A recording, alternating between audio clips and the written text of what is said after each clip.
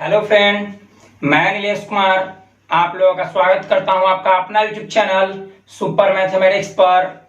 आज हम इलेक्ट्रोस्टैटिक्स का 12वां पार्ट लेकर आए हैं, जिसमें हम आप लोगों को बताने वाले हैं आवेशों के अध्यारोपण के सिद्धांत, principle of superposition of charge, और किसी भी वस्तु को हम किस प्रकार से आवेशित कर सकते हैं। मतलब इस वीडियो में हम दो टॉपिक बताएंगे। पहला, आवेशों के अध्यारोपण के सिद्धांत, और किसी भी वस्तु को आवेशित करने की विधि। ठीक है, तो सबसे पहले हम लोग देखते हैं आवेशों के अध्यारोपण के सिद्धांत। उससे पहले हम निकाय के बारे में जानते हैं।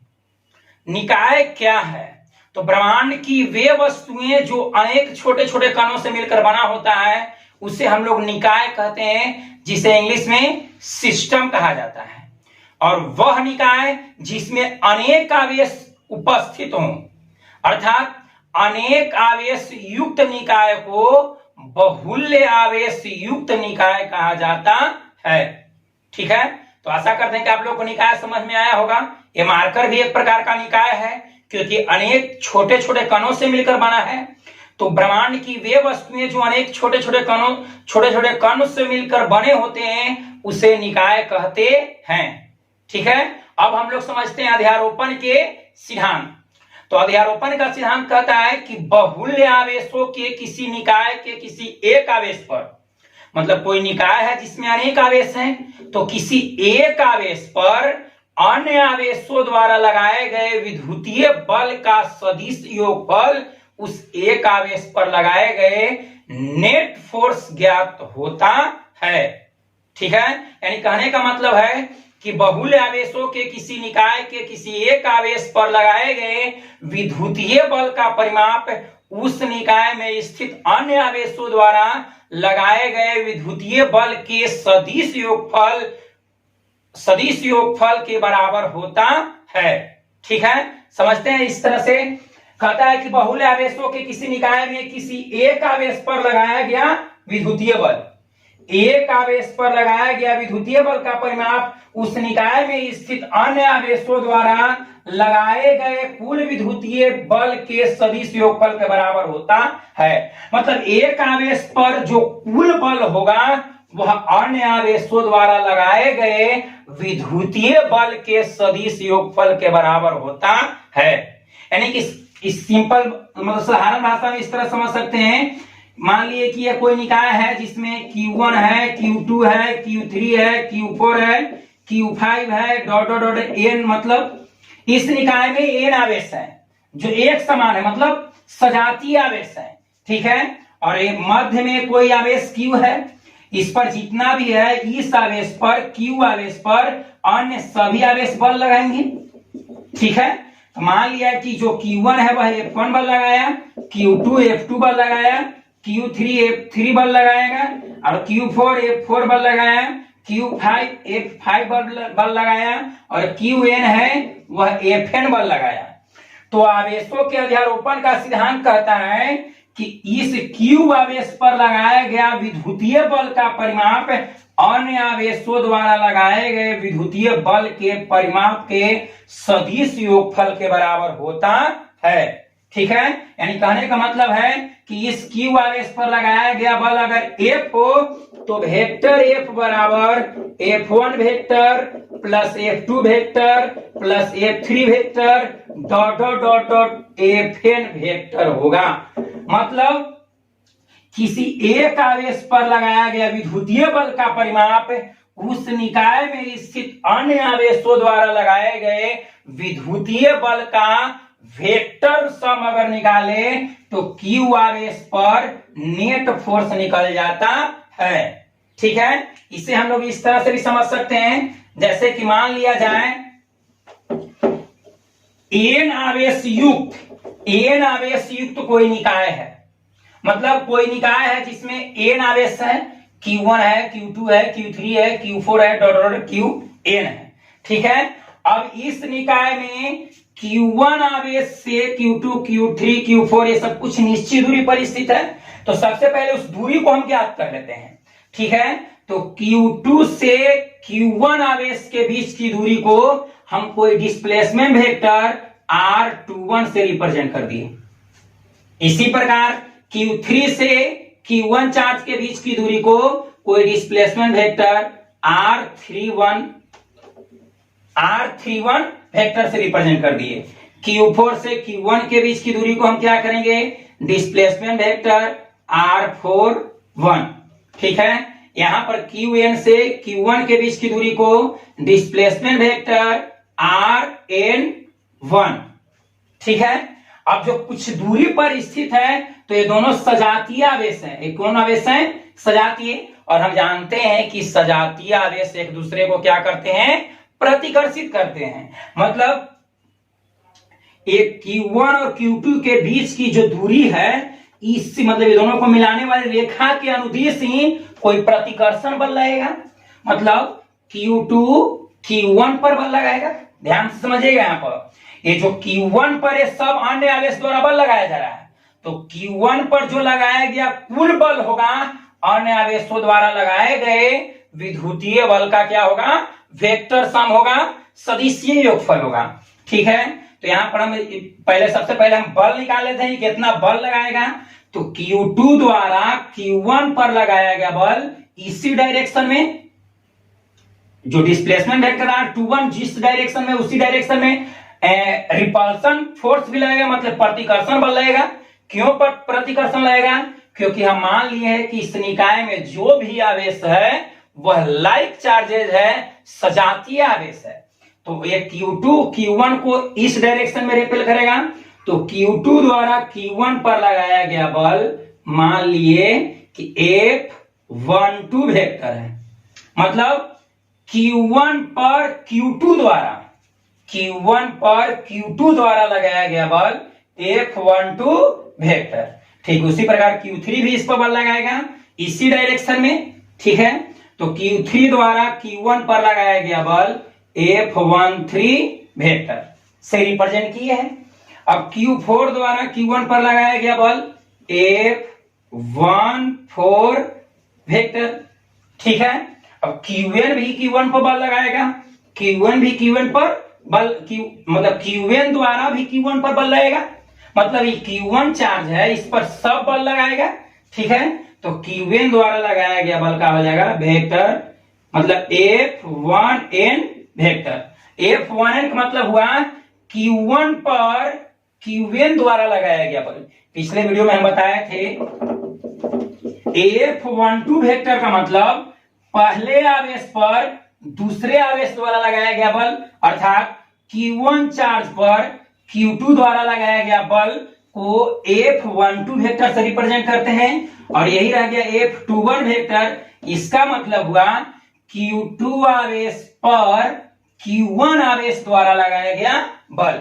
ठीक है, तो अब यहां पर आवेशों के अध्यारोपण का सिद्धांत कहता है कि बहुल्य आवेशों के किसी निकाय के किसी एक आवेश पर, बहुल्य आवेशों के किसी निकाय के किसी एक आवेश पर लगाया गया विद्युतीय बल का परिमाप उस निकाय में स्थित अन्य आवेशों द्वारा लगाए गए विद्युतीय बल के सदिश योगफल के बराबर होता है। इसी कथन को आवेशों के अध्यारोपण का सिद्धांत कहते हैं। अर्थात यहां पर अर्थात में हम लिख रहे हैं आवेशों के अध्यारोपण से, आवेशों के अध्यारोपण के सिद्धांत से,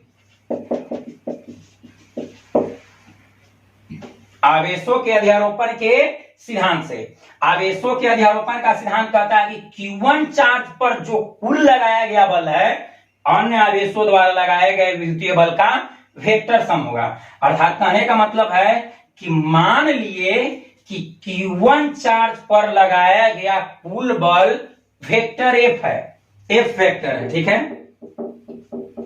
मान लिए कि Q1 चार्ज पर लगाया गया कुल बल क्या है, एफ वेक्टर, चाहे वेक्टर एफ है, ठीक है। तो आवेशों के अध्यारोपण का सिद्धांत कहता है कि Q1 चार्ज पर लगाया गया कुल बल अन्य आवेशों द्वारा लगाए गए विद्युतीय बल का सदिशीय योगफल के बराबर होगा, ठीक है। तो Q2 द्वारा फिर निकालेंगे, Q3 द्वारा, Q4 द्वारा, मतलब सब द्वारा लगाए गए बल को जोड़ लेंगे, ठीक है। तो कहता आवेशों के अध्यारोपण के सिद्धांत से वेक्टर एफ बराबर हम लिख सकते हैं F12 वेक्टर, मतलब Q2 आवेश द्वारा Q1 पर लगाया गया बल plus F13 vector, F13 vector plus F14 vector plus इसी तरह से dot dot dot dot F1n vector, ठीक है। ये हो गया आवेशों के अध्यारोपण के सिद्धांत। कहने का मतलब है कि इस निकाय में Q1 चार्ज पर लगाया गया कुल बल इस निकाय में स्थित अन्य आवेशों द्वारा लगाए गए विद्युतीय बल का वेक्टर सम, मतलब वेक्टर में देखो यहां पर F12 वेक्टर इस सब का बल का विद्युतीय बल का वेक्टर रूप है, ठीक है। F12 vector plus F13 vector plus F14 vector plus F1n vector, यानी कि कहने का मतलब हुआ कि बहुल्य आवेशों का अगर कोई निकाय है तो बहुल्य आवेशों के किसी निकाय के किसी एक आवेश पर लगाया गया विद्युतीय बल का कुल परिमाप उस निकाय में स्थित अन्य आवेशों द्वारा लगाए गए विद्युतीय बल के सदिश योगफल के बराबर होता है। इसी कथन को आवेशों के अध्यारोपण के सिद्धांत कहते हैं। अर्थात कहने का मतलब यह हुआ कि अगर किसी निकाय में अनेक आवेश है और अनेक आवेश द्वारा किसी एक आवेश पर लगाया गया नेट फोर्स निकालना होगा तो किस प्रिंसिपल का उपयोग करेंगे हम लोग, प्रिंसिपल ऑफ सुपरपोजिशन, अर्थात आवेशों के अध्यारोपण के सिद्धांत, ठीक है। एक बार फिर देख लेते हैं। आवेशों के अध्यारोपण का सिद्धांत कहता है कि बहुल्य आवेशों के किसी निकाय में किसी एक आवेश पर लगाया गया विद्युतीय बल का परिमाप उस निकाय में स्थित अन्य आवेशों द्वारा लगाए गए विद्युतीय बल के सदिश योगफल के बराबर होता है। इसी कथन को आवेशों के अध्यारोपण के सिद्धांत कहते हैं। साधारण भाषा में इस तरह से समझ सकते हैं कि कोई एक सिस्टम है जिसमें n चार्ज उपस्थित हैं और किसी एक आवेश Q1 पर लगाया गया नेट फोर्स उस निकाय में स्थित अन्य आवेशों द्वारा लगाए गए विद्युतीय बल का वेक्टर सम होता है, सदिशीय योगफल होता है। यानी कहने का मतलब है कि Q1 चार्ज पर यदि लगाया गया कुल बल वेक्टर F हो तो वेक्टर F का मान इसके द्वारा Q2 द्वारा, Q3 द्वारा, Q4 द्वारा, Qn द्वारा लगाए गए विद्युतीय बल को वेक्टरली जोड़ देंगे, ठीक है। यानी कि वेक्टर F बराबर F12 vector plus F13 vector plus F14 vector plus dot dot dot F1n vector होता है। इसी कथन को आवेशों के अध्यारोपण के सिद्धांत कहते हैं। आशा करते हैं कि आप लोग को समझ में आया होगा।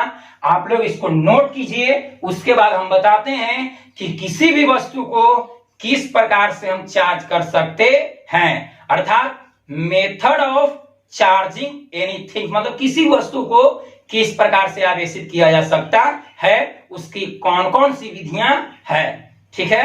आप लोग आवेशों के अध्यारोपण के सिद्धांत नोट कीजिए, ठीक है। आगे बढ़ते हैं। इसके बाद अब हम लोग किसी भी वस्तु को आवेशित करने की मुख्य विधियों के बारे में पढ़ेंगे, ठीक है। कहने का मतलब है कि किसी वस्तु को हम कितने प्रकार से आवेशित कर सकते हैं, ठीक है। तो किसी भी वस्तु को आवेशित करने की मुख्य 3 विधियां हैं। पहला घर्षण विधि, इसे इंग्लिश में फ्रिक्शनल मेथड कहा जाता है। दूसरा चालन विधि, जिसे इंग्लिश में कंडक्शन मेथड कहा जाता है। और तीसरा प्रेरण विधि, जिसे इंग्लिश में इंडक्शन मेथड कहा जाता है। हम तीनों के बारे में बारी बारी से पढ़ते हैं। तो पहला है घर्षण विधि, ठीक है। घर्षण विधि, जैसे कि मान लिया जाए ये दो मार्कर है, जब दोनों मार्कर को हम एक दूसरे के साथ घर्षण कराएंगे तो घर्षण के फलस्वरूप कोई एक इलेक्ट्रॉन को त्याग करेगा जबकि दूसरा इलेक्ट्रॉन को क्या करेगा, ग्रहण करेगा। तो जो मार्कर इलेक्ट्रॉन को त्याग करेगा वह धनावेशित हो जाएगा, जो इलेक्ट्रॉन मतलब जो मार्कर इलेक्ट्रॉन को त्याग करेगा वह क्या होगा, धनावेशित होगा, और जो मार्कर इलेक्ट्रॉन को ग्रहण करेगा वह क्या हो जाएगा, ऋणावेशित हो जाएगा। जैसे इस तरह से समझते हैं, से मान लिया कि यह एक कोई पदार्थ A है और यह कोई दूसरा पदार्थ क्या है, B है। ये दोनों को आवेशित करना है, ये दोनों वस्तु को क्या करना है, आवेशित करना है। किस विधि द्वारा, घर्षण विधि द्वारा। तो A और B दोनों को हम आपस में क्या कराएंगे, घर्षण कराएंगे। घर्षण करने मतलब ये A हो गया और ये हो गया क्या, B, ये हो गया A, ये हो गया क्या, B। ये दोनों को आपस में क्या करेंगे, रगड़ेंगे, घर्षण कराएंगे। तो क्या होगा कि एक वस्तु इलेक्ट्रॉन को त्याग करेगा और वही दूसरा वस्तु इलेक्ट्रॉन को क्या करेगा, ग्रहण करेगा। जैसे मान लिया जाए कि A इलेक्ट्रॉन का त्याग किया, A इलेक्ट्रॉन का त्याग किया और B इलेक्ट्रॉन को क्या किया, ग्रहण किया। ध्यान पर देखिए, चित्र हम इस तरह से एरो दर्शा रहे हैं, मतलब A इलेक्ट्रॉन का त्याग कर रहा है और B इलेक्ट्रॉन को क्या कर रहा है, ग्रहण कर रहा है। तो जब A इलेक्ट्रॉन को त्याग करेगा तो अभी दोनों को सेपरेट कर दे रहे हैं, अलग अलग कर दे रहे हैं, ठीक है। तो जब A इलेक्ट्रॉन को त्याग किया तो सिंपल सी बात है कि A पर कौन आवेश आ जाएगा, धन आवेश। क्यों, क्योंकि जब कोई वस्तु जब कोई पदार्थ या जब कोई परमाणु इलेक्ट्रॉन को त्याग करता है तो उस पर उत्पन्न आवेश धन आवेश होता है, ठीक है। अर्थात यह धनावेशित हो जाएगा। क्यों, क्योंकि यह इलेक्ट्रॉन को त्याग किया और B इलेक्ट्रॉन को ग्रहण कर रहा है, तो यह क्या हो जाएगा, ऋण आवेशित हो जाएगा। अर्थात कहने का मतलब है कि यह जब इलेक्ट्रॉन का त्याग करेगा A, तो इसमें इलेक्ट्रॉनों की कमी होगा, और इलेक्ट्रॉनों की कमी क्या दर्शाता है, धन आवेश को दर्शाता है। और B में इलेक्ट्रॉन बढ़ेगा, अर्थात इसमें इलेक्ट्रॉन की वृद्धि होगा, तो इलेक्ट्रॉन की वृद्धि ऋण आवेश को दर्शाता है। तो अभी अभी हम लोग पढ़े घर्षण विधि, किसी वस्तु को किस प्रकार से घर्षण विधि द्वारा आवेशित कर सकते हैं। तो घर्षण विधि द्वारा आवेशित करने के लिए कोई दो पदार्थ लेंगे और दोनों पदार्थों को आपस में क्या कराएंगे, घर्षण करेंगे। जैसे मान लिया जाए बचपन में हम लोग देखे थे, कलम को इस तरह से बाल में घर्षण कराए और घर्षण के फलस्वरूप कोई छोटे छोटे कण, कागज का टुकड़ा पर उसको नजदीक ले जाते थे तो वो एक दूसरे को क्या करता था, आकर्षित करता था, ठीक है। तो क्या हुआ कि जब इस पर हम घर्षण कराए तो इस पर आवेशित हो जाता है, आवेश उत्पन्न हो जाता है, और यह अपने से विपरीत आवेश वाले कण को आकर्षित कर लेता है। क्योंकि हम जानते हैं कि विजातीय आवेशों में क्या होता है, आकर्षण होता है, और सजातीय आवेशों में क्या होता है, प्रतिकर्षण होता है। तो यहां हम पढ़े घर्षण द्वारा किसी वस्तु को आवेशित करने की विधि। जब A और B दो वस्तु लिए, दोनों उदासीन है, A भी उदासीन है, न्यूट्रल है, A भी उदासीन है, दोनों उदासीन है। उदासीन मतलब क्या, उसमें इलेक्ट्रॉन और प्रोटॉन की संख्या क्या होना चाहिए, समान होना चाहिए, जितना इलेक्ट्रॉन उतना ही प्रोटॉन, ठीक है। जिसके कारण ये दोनों क्या है, उदासीन है, ये भी उदासीन है और ये भी उदासीन है। अब दोनों को आपस में हम घर्षण कराएं, तो घर्षण कराने से क्या हुआ कि A इलेक्ट्रॉन का त्याग किया और B इलेक्ट्रॉन को ग्रहण किया। अब दोनों को अलग अलग कर दिए, तो A इलेक्ट्रॉन को त्याग किया तो इस पर धन आवेश उत्पन्न हो जाएगा, और B इलेक्ट्रॉन को ग्रहण किया तो इस पर ऋण आवेश उत्पन्न हो जाएगा। धन आवेश उत्पन्न होने का अर्थ हुआ कि इसमें इलेक्ट्रॉन की क्या होगा, कमी होगा, इलेक्ट्रॉन की क्या होगा, कमी। और जब इलेक्ट्रॉन की कमी होगा तो ये वस्तु के द्रव्यमान में भी कमी आएगा, क्योंकि इलेक्ट्रॉन का त्याग करेगा और इलेक्ट्रॉन का भी अपना कुछ द्रव्यमान होता है, जिसके कारण A का द्रव्यमान में क्या आ जाएगा, कमी। और B इलेक्ट्रॉन को ग्रहण किया, तो जब इलेक्ट्रॉन को ग्रहण करेगा तो यह ऋण आवेशित हो जाएगा, क्या होगा, ऋण आवेशित हो जाएगा, और ऋण आवेशित होने के कारण इसमें इलेक्ट्रॉनों की क्या होगा, वृद्धि होगा, और इलेक्ट्रॉनों की वृद्धि होने से इसके द्रव्यमान में भी वृद्धि हो जाएगा। ठीक है, तो ये था घर्षण विधि द्वारा किसी वस्तु को आवेशित करने की विधि। अब हम लोग पढ़ते हैं दूसरा चालन विधि। दूसरा क्या है, चालन विधि। ठीक है, तो चालन विधि कहता है कि जब कोई एक वस्तु मतलब किसी आवेशित वस्तु को किसी अनावेशित वस्तु के संपर्क में लाते हैं। जैसे मान लिया जाए ये तो मार्कर है, यह आवेशित है और यह अनावेशित है, मतलब इस पर धन या ऋण आवेश है, पॉजिटिव या नेगेटिव चार्ज है, और यह न्यूट्रल मतलब इस पर कोई आवेश नहीं है। तो जब हम आवेशित वस्तु को अनावेशित वस्तु के संपर्क में लाते हैं, संपर्क मतलब दोनों को क्या करते हैं, सटाते हैं, तो इस पर जो आवेश था इससे कुछ आवेश इस पर भी आ जाता है, और इस विधि को हम लोग चालन विधि कहते हैं। चालन विधि द्वारा किसी वस्तु को आवेशित इस तरह से कर सकते हैं। जैसे मान लिया जाए कि यह आवेशित है, यानी कहने का मतलब है, कोई कहे कि चालन विधि क्या है, किसी वस्तु को आवेशित करने की चालन विधि से आप क्या समझते हैं, तो वहां पर हम जवाब देंगे कि जब किसी आवेशित वस्तु को अनावेशित वस्तु के संपर्क में लाते हैं, सटाते हैं, तो आवेशित वस्तु से कुछ आवेश अनावेशित वस्तु पर चला जाता है। इस क्रिया को आवेशों के चालन विधि कहते हैं। ठीक है, जैसे मान लिया जाए कि ए कोई पदार्थ है, जो मतलब ए कोई आवेशित पदार्थ, जैसे मान लिया जाए कि यह पॉजिटिव मतलब धन आवेशित पदार्थ है। ठीक है, और एक बी है, यह उदासीन है। बी कौन है, उदासीन है। उदासीन मतलब इस पर कोई चार्ज नहीं है, शून्य चार्ज है। शून्य मतलब कुछ नहीं है, अर्थात इसमें इलेक्ट्रॉन और प्रोटॉन की संख्या क्या है, समान है, और इसमें इलेक्ट्रॉन और प्रोटॉन की संख्या समान नहीं है।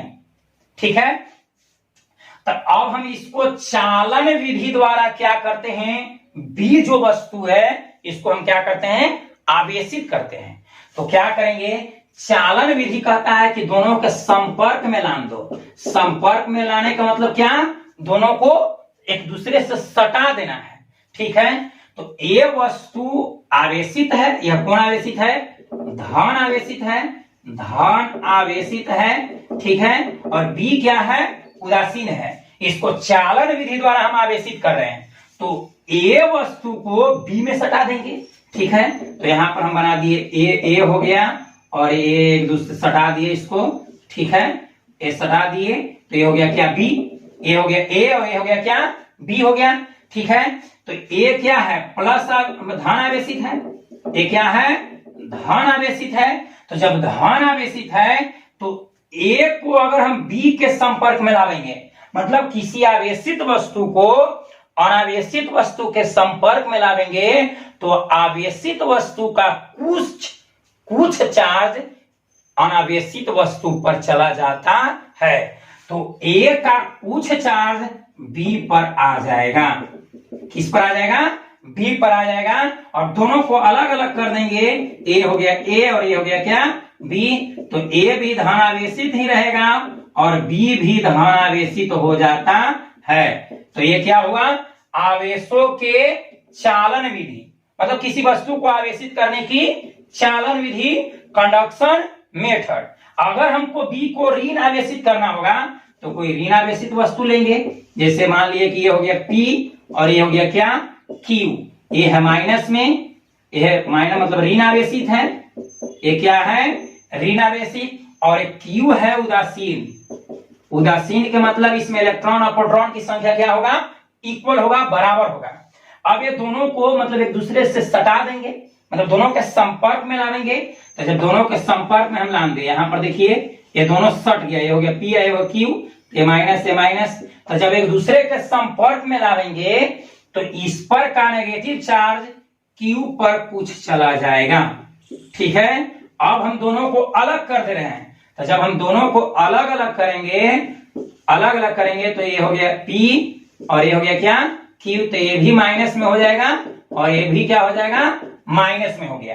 तो ये क्या हुआ, मतलब चालन विधि द्वारा किसी वस्तु को आवेशित करने की विधि। एक बात और इसमें गौर करेंगे, यदि ए और बी दोनों सर्वांगसम हो, मतलब आकार में एकदम हूबहू बराबर हो, एकदम जस्ट ए, मतलब ए मार्कर जैसा है वही मार्कर ऐसा भी रहेगा, तो ए मतलब ए आवेशित है और ए उदासीन है, ए चार्ज है मतलब आवेशित है और ए उदासीन है। तो जब अगर दोनों सेम साइज के रहेगा, सेम मटेरियल का रहेगा, तो अगर एक आवेशित वस्तु को अनावेशित वस्तु के संपर्क में लाते हैं तो आवेशों का बंटवारा आधा आधा हो जाता है। जैसे मान लिया जाए कि इस पर 10 कूलम आवेश है, ठीक है, और इस पर 0 कूलम मतलब कोई आवेश नहीं है। अब दोनों का आकार मतलब आकार सेम हुआ और इसका मटेरियल भी सेम है, कहने का मतलब ये लोहा कहते हैं, ये भी लोहा, दोनों लोहा, मतलब दोनों सर्वांगसम है, हूबहू है, ठीक है। तो अगर हम ये दोनों को संपर्क में लाएंगे तो आवेश दोनों पर आधा आधा हो जाएगा। जैसे इस पर 10 कूलम था तो इस पर रह जाएगा 5 कूलम और इस पर भी आ जाएगा 5 कूलम। यानी कहने का मतलब है कि ए हो गया ए और ए हो गया बी, दोनों सर्वांगसम है। जिस चीज का यह बना हुआ है उसी चीज का यह भी बना हुआ है, जिस इसका जितना आकार है उतना ही इसका आकार है, मतलब दोनों बराबर है। अब यह है पॉजिटिव मतलब धन आवेशित है और यह उदासीन है, यह कुछ उदासीन है। अब चालन विधि द्वारा अगर दोनों को एक दूसरे के संपर्क में लाएंगे तो इस पर यदि मान लिया जाए कि Q चार्ज था, तो जब दोनों को हम सटा देंगे तो इस पर हो जाएगा Q/2 और इस पर भी आ जाएगा धन आवेश Q/2, मतलब दोनों आधा आधा बढ़ जाता है। कब? जब दोनों सर्वांगसम मतलब हूबहू रहेगा तब। लेकिन अगर सर्वांगसम नहीं है, एक बड़ा एक छोटा, एक कुछ पदार्थ का बना है दूसरा कुछ और पदार्थ का बना है, तो चालन विधि द्वारा आवेशों का मतलब चालन विधि द्वारा आवेशों का बंटवारा कुछ होगा। मतलब कहने का मतलब है कि इस पर पूरा 10 कूलम था तो इस पर 2 कूलम चल जाएगा या 3 कूलम चल जाएगा, बराबर बराबर नहीं जाएगा। बराबर कब जाएगा? जब दोनों हूबहू रहेगा तब, और हूबहू में एक आवेशित और दूसरा अनावेशित रहेगा तब, ठीक है। तो अभी हम लोग पढ़े आवेशों के चालन विधि। आवेशों के क्या?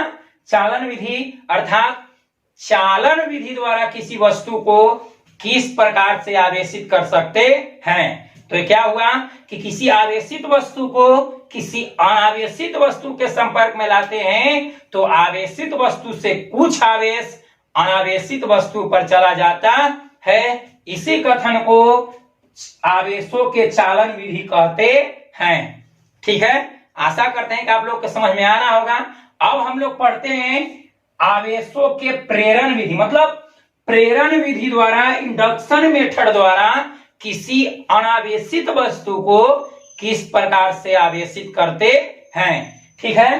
तो हम लोग देखते हैं, इस तरह से समझते हैं। इसे मान लिया जाए घर्षण विधि में हम क्या किए, दोनों वस्तु को घर्षण कराए, रगड़े, तो एक हो गया आवेशित और दूसरा हो गया क्या, मतलब एक हो गया धन आवेशित एक हो गया ऋण आवेशित। एक इलेक्ट्रॉन का त्याग किया तो दूसरा इलेक्ट्रॉन को ग्रहण किया, जो त्याग किया वह धन आवेशित, जो ग्रहण किया वह ऋण आवेशित।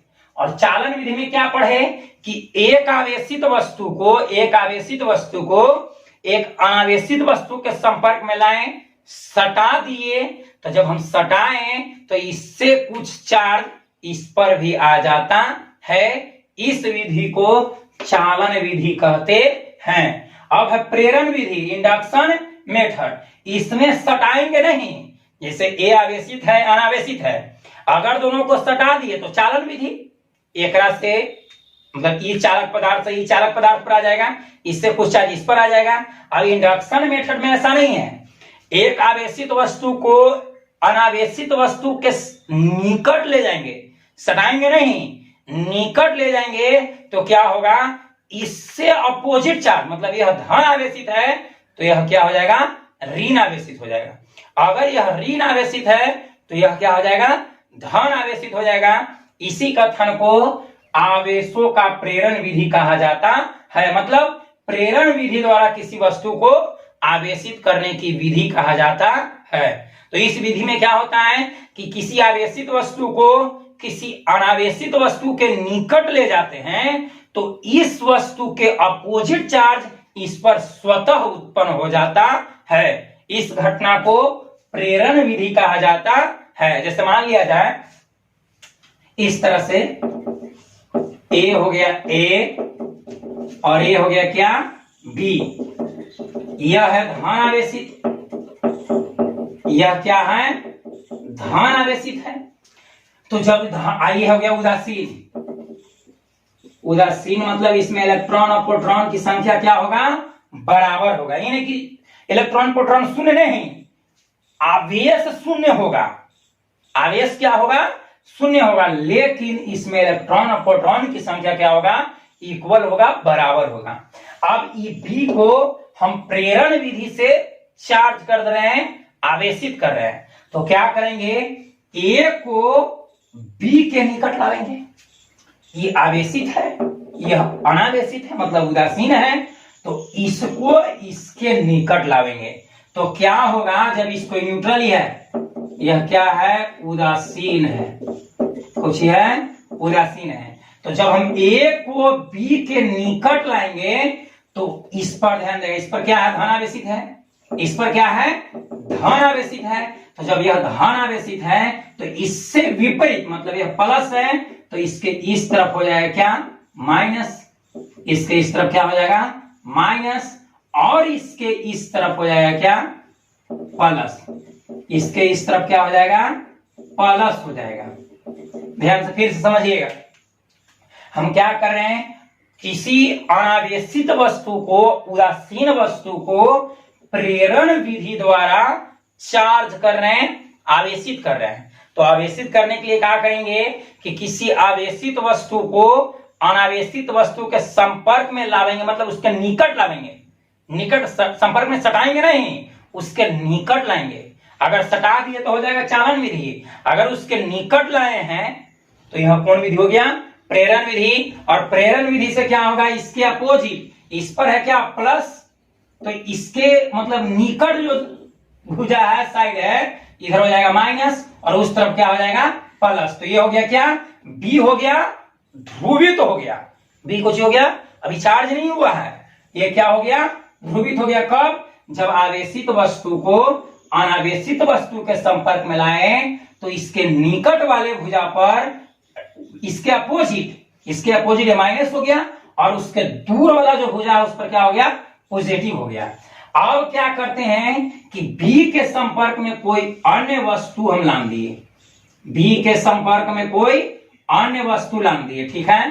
तो बी के संपर्क में कोई अन्य वस्तु क्या लान दिए सी लान दिए, बी के संपर्क में कोई अन्य वस्तु क्या लान दिए सी लान दिए। तो क्या होगा कि इस पर जो है चालन विधि द्वारा, चालक कोई पदार्थ है ये भी चालक ये भी चालक, तो जब चालक है तो इस पर क्या है इधर इधर इस साइड में देखिए प्लस है, तो प्लस है तो चालन विधि द्वारा इससे प्लस चार्ज इस पर आ जाएगा सब, ठीक है। इस पर प्लस है तो इस पर आ जाएगा। अब ये दोनों को अलग अलग कर दें, दोनों को अलग अलग कर दें तो ये हो गया बी और ये हो गया क्या सी, तो बी हो जाएगा क्या माइनस और सी हो जाएगा प्लस, सी पर कौन चार्ज आ जाएगा प्लस चार्ज आ जाएगा। किस विधि द्वारा हुआ ये प्रेरण विधि द्वारा। फिर से समझते हैं, प्रेरण विधि कहता है कि जब किसी आवेशित वस्तु को अनावेशित वस्तु के निकट लाते हैं तो अनावेशित वस्तु पर आवेशित वस्तु का अपोजिट चार्ज स्वतः उत्पन्न हो जाता है। कैसे उत्पन्न होता है, हम यहां पर क्या लिए वो ए लिए वो बी लिए, ए है प्लस चार्ज, बी क्या है बी है उदासीन है। अब इसके हम निकट लाए, तो जब निकट लाए तो क्या हुआ कि ये प्लस था तो इसके निकट वाला भुजा पर स्वतः माइनस आवेश आ गया, ठीक है। अट्रैक्शन हुआ तो प्लस है तो माइनस वाला को अपनी ओर खींच लिया, प्लस वाला माइनस वाला को अपनी ओर खींच लिया और प्लस वाला को दूर भेज दिया, तो ये माइनस हो गया इस तरफ और प्लस हो गया इस तरफ। तो जो बी हो गया क्या हो गया था ध्रुवित हो गया, आवेशित नहीं हुआ क्या हो गया ध्रुवित हो गया। अब इसको आवेशित करने के लिए उसके निकट मतलब उसको संपर्क में हम कोई सी ला दिए वस्तु, जो सी भी क्या था उदासीन था, सी भी क्या था, उदासीन था। तो अब यहां पर काम किया कौन विधि, चालन विधि। कौन विधि, चालन विधि। चालन विधि से इस पर जितना प्लस था इस सब उस पर आ गया, मतलब सी पर आ गया प्लस, और यह स्वतः क्या हो गया, माइनस। मतलब बी हो गया नेगेटिव चार्ज और सी हो गया पॉजिटिव चार्ज। तो इस विधि को हम लोग प्रेरण विधि कहते हैं। कौन विधि कहते हैं, प्रेरण विधि कहते हैं। आशा करते हैं कि आप लोग को समझ में आया होगा। इसको इस तरह से भी हम लोग समझ सकते हैं, जैसे मान लिया जाए यह कोई धन आवेशित है, यह कोई धन आवेशित पदार्थ है, ठीक है। अब धन आवेशित पदार्थ के निकट में हम कोई नाम दिए बी वस्तु, जो क्या है, उदासीन है। यह है क्या, उदासीन है। तो जब इसके संपर्क में लाएंगे तो ए द्वारा इस पर चार्ज होगा। तो ये जो प्लस है माइनस वाला को अपनी ओर अट्रैक्ट कर लेगा और प्लस वाला को अपने से दूर भेजेगा। मतलब निकट वाला भुजा पर नेगेटिव चार्ज आ जाएगा और जो दूर वाला भुजा है उस पर कौन चार्ज आ जाएगा, प्लस चार्ज आ जाएगा। कौन चार्ज आ जाएगा, प्लस चार्ज आ जाएगा।